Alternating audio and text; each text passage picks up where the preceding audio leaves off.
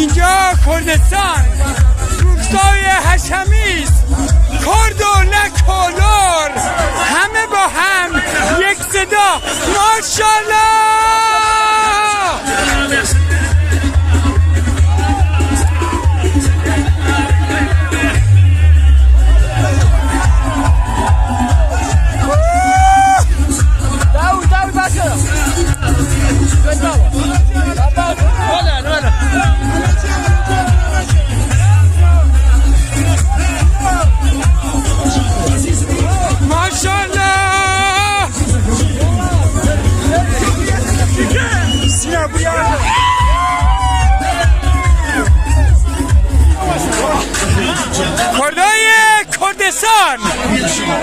کردستان، کرمانشاه، لکستان، یک پارچه مریوان، سینه سرور، ماشاءالله.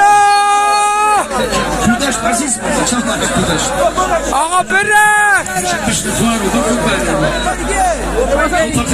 ادامه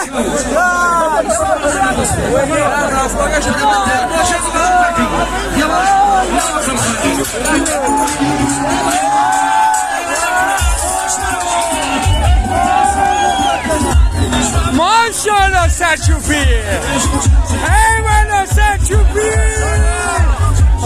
میداندار، کردستان. هزار ماشاءالله به کردای بزرگ کردستان. اتحاد، یک پارچگی، رقص و پایکوبی، جشن نوروز.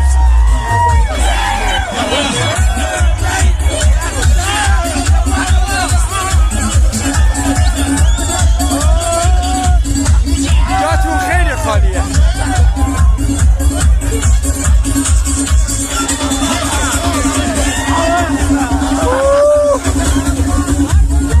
ماشاءالله. میداندار، کوچیک و بزرگ، پیر و جوان، مرد و زن در مجلس زیبای جشن نوروز کردستان. هورا ماشاءالله.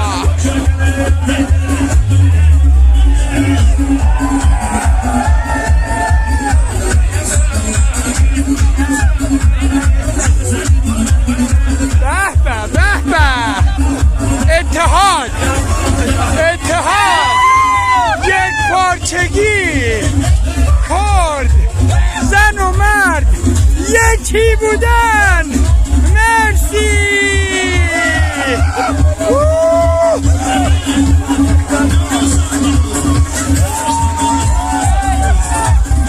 انقدر انرژی اینجا زیاده، نمیدانیم کدام ها رو باید به اشتراک بذاریم.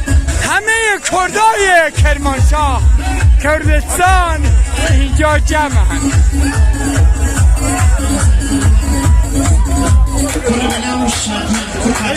ماشاءالله.